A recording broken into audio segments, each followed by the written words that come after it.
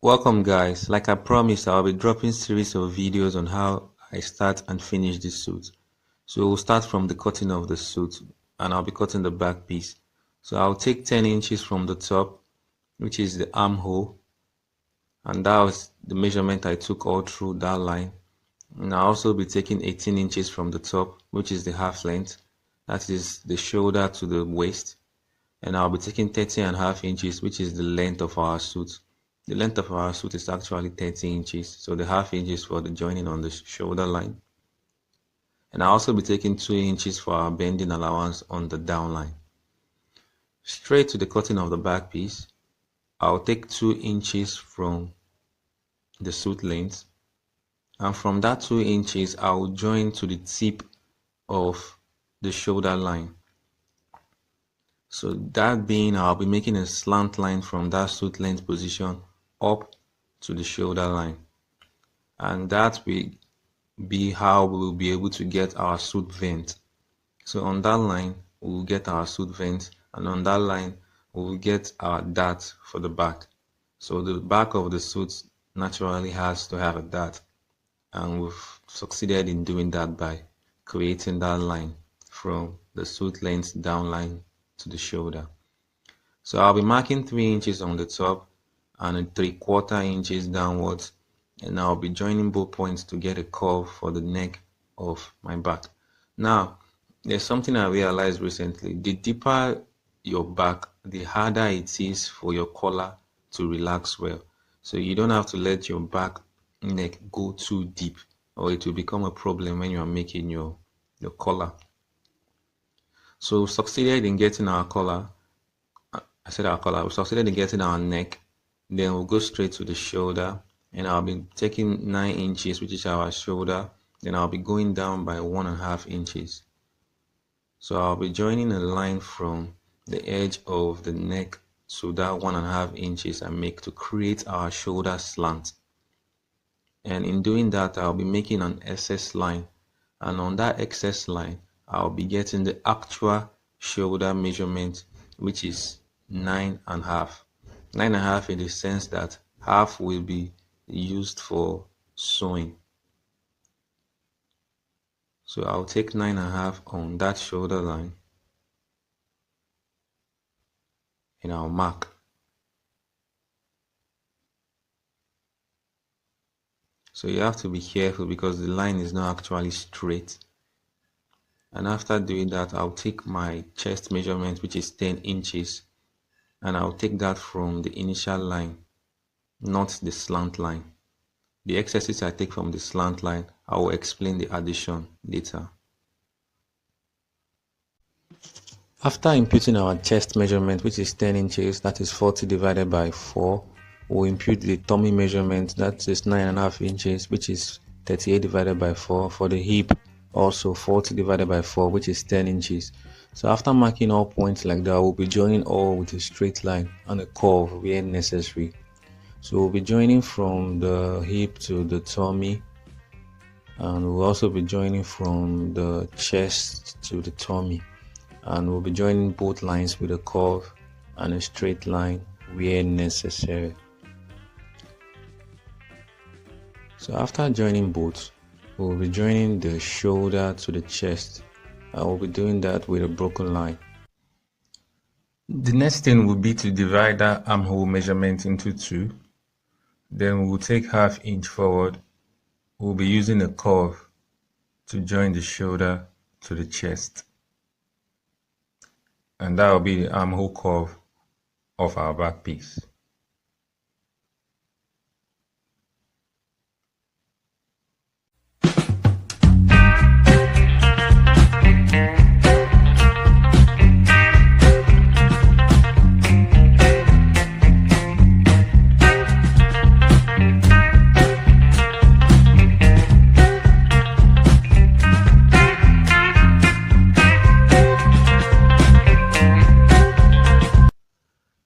After mapping out the back piece, I will not cut off the back piece immediately, and I'll be explaining why. I'll take 1 inch space from where the back piece ends, and I will draw a straight line to start the front piece.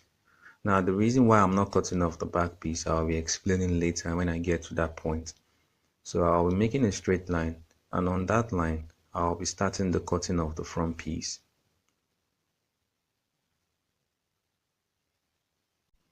For the front piece, we'll start with the neckline, and that will be a 3 inches by 3 inches neckline. So after taking 3 inches upward, we'll also take 3 inches downward, and I'll be joining both with a curve. We're actually making a peak lapel suit, so we'll be tweaking it a bit, but for now, we'll just work with what we have. So for the shoulder, I'll take out my back measurement, and I'll go down by 1.5 inches as I did for the back piece, and I'll be joining with a straight line. Then on that line, I'll take my actual back measurement, which will be 9.5 inches, judging from the fact that we'll be using 1/2 inch for our sewing allowance. On the chest line, I will mark my 10 inches, and on the tummy line, I'll mark my 9.5 inches, and on the hip line, I'll mark my 10 inches, knowing that the 10 is for 40, the 9.5 is for 38, and the other 10 is for 40. And after doing that, I'll be joining all points with a straight line and a curve where necessary. And this is just the initial part of the making of our front piece. There's still a little bit technical work to be done, but for now we'll just start with this. So after joining the shoulder to the chest, we'll take the half part of the shoulder. I'll make a 1.5 inches mark from that half point, and I'll be using a curve to join the shoulder to the chest, passing through that 1.5 inches mark point, and that will be that. I'll make sure I join all points that requires curve with a curve, and that's that. We'll start the working on the peak. Our peak is a very small peak, so we'll be taking 1 inch upward from the neckline, and after that we'll be taking 1/2 inch inwards and creating a straight line. Then we'll be joining that point to the 1 inch we took upward to create the height of our peak, and after that we'll be marking 2 inches inwards to get where the bending of our lapel will begin from. And after taking that point, we'll be joining that point to the neckline with a straight line. Then after doing that, we're working on where the bending of the lapel will end. We'll go to the tummy and we'll take 1.5 inches upwards from the half length line. So we'll take 1.5 inches and we'll mark, and from that point we'll join created before, and that will actually be the bending of our lapel. So after that line, we'll go back to the peak and finish off the working of the peak. Now for the peak, we'll go to that point we took 1/2 inch inwards, and we'll take another 1/2 inch outward, just to make sure our peak is a little bit bigger than the initial line created. Then we'll join from the top of the peak to the outward 1/2 inch we took. Then we'll go to the beginning of the bending of the lapel and we'll join back to that point. And after doing that, we'll make sure we use our curve to join where curves are necessary. That's that. Then we'll go to the buttonhole position. We'll go 1 inch downwards from where the make our first button. Then after that, we'll take 3 inches downwards, and that will be for our second button. Then we'll take 1 inch after the second button. That will be where the slant will begin from. Then we'll take 1/2 inch on the down line. You can decide to take 1 inch depending on how slant you want the down part of your suit to be. Then on that slant line, we'll mark 2 inches upwards and also 2 inches on the down line. And on those 2 points, we'll be using a curve to join. So that will be the down part of the front part of the front piece of the suit. So we'll be joining with a curve from that 2 inches point to the other 2 inches point. And after doing that, we'll make sure the curve is perfectly done. Then for the 2 inches point on the down line, we'll be making a straight line to the folding line.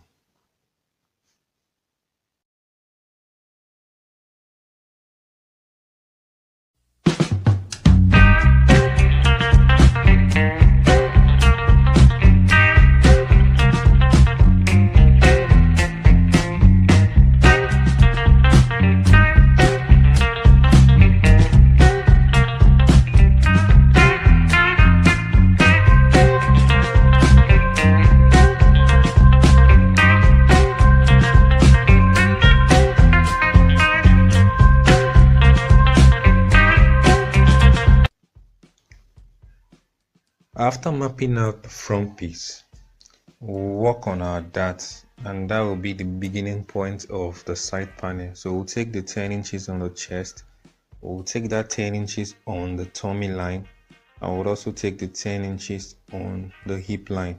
So we'll be joining all points with a straight line, and that line will actually be the center of the dart. Now we'll go to the tummy line, which is the half length line. So the tummy line is actually half inch smaller. We'll also be adding half inch on the other side, and that will help in creating our dart. We'll be joining that point to the chest and also to the hip line. So we succeeded in creating a dart line.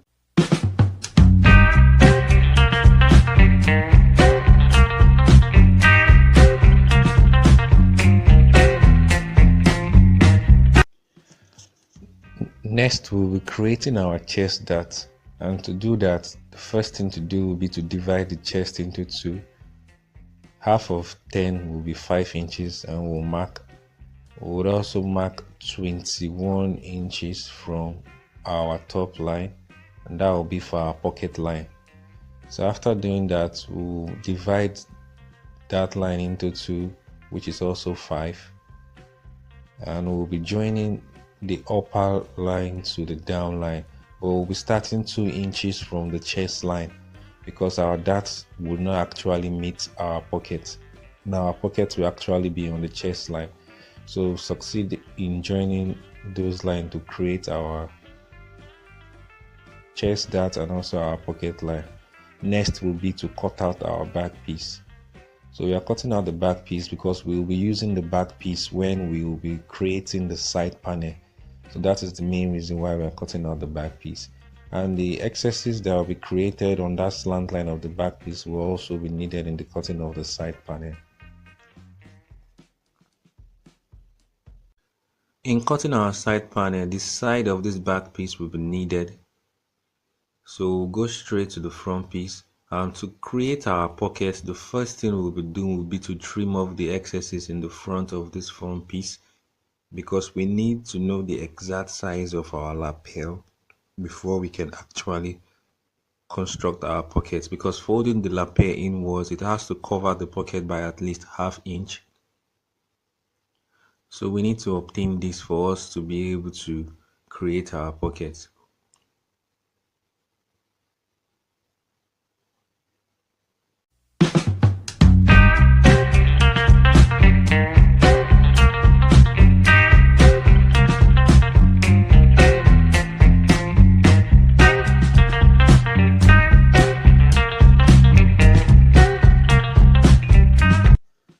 For our chest pocket, which is formerly called a suit breast pocket, we'll be making use of a 4 inches size pocket, and I'm placing it in a way that the lapel will cover it by ½ inch.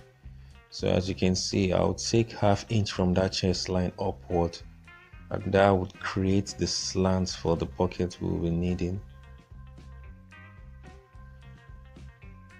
So I'll just make a straight line upwards.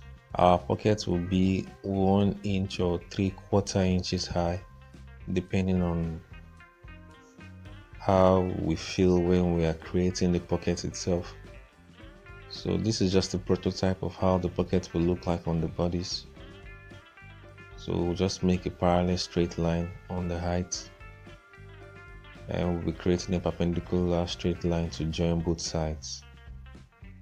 The most important thing is just to make sure the lapel covers it by at least ½ inch to give it that fitting it deserves.